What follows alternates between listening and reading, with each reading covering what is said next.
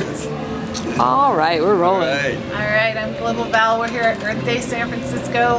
I'm speaking with George Siemon, who's the CEO of Organic Valley Family of Farms, which is a farmers co-op. A farmers co-op, but a wildly successful co-op in a world of capitalist models. The farmers co-op. So can you tell us about? I know you've been instrumental. There was a bill back in 1990 that you helped push through to get labeling for organic foods, but obviously a lot of time has passed since then. So where are we now, and what do you want to share with people on Earth Day about the importance of organics? Well, first, organics is truly a reflection of the power of the people.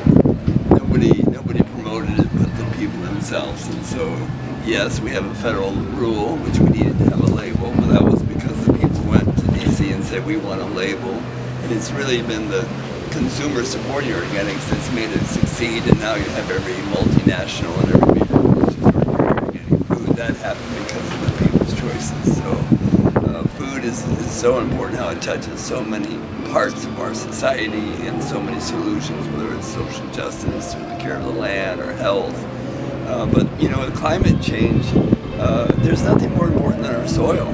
Societies all die because their civilization runs their soil into the ground. Do you know that, and you can debate the science if it's 0.3 or 0.2 or 0.4, if we raise the organic matter of all the soils in the earth up 0.3, we would take care of our carbon sequestration problem.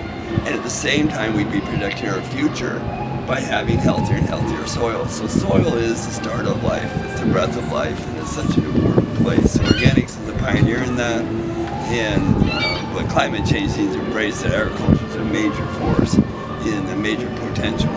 In order to sequester, not only is organic matter a part of it, but also the form of agriculture. So having a grass-based livestock production versus the confinement's a huge difference in that kind of equation. So there's so many different ways that food touches our climate.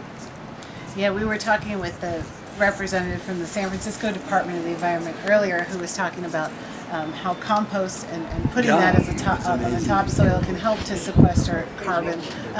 Do you have any other ideas for us urban dwellers here in San Francisco? I know you're. I have to say, he's coming all the way from Wisconsin. So, what other ways would you? Well, food is just food can become a real hobby. You can grow a garden. Yes. That's touch the earth. You can actually go out and buy boxes of food and can it. You can go harvest things. There's so much to do. So to me, food needs to become part of our intimate part of our lifestyle as a hobby and as a way to eat. But we need to make food important again. And of course, that goes further into meals. We need to learn how to cook again. We need to share meals.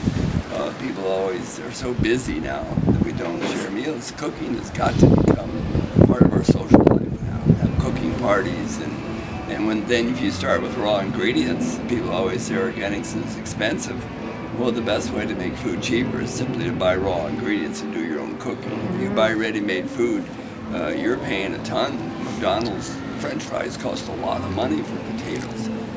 But you're buying them convenient, ready, packaged, all that stuff. But if you bought potatoes you could buy organic potatoes for half the price as McDonald's potatoes. So people always talk about the price of organics. It's really a lot about your lifestyle around food. Right. And so it's so important to bring back natural foods, whole foods, cooking, meals, sharing, all those things. That's a really great point. In this fast food, I'm going to order up food and have it delivered to my house kind of era, it's a really good reminder that we do need to learn how to cook. We do need to learn how to share, and also go to farmers markets and support directly to support the farmers who come.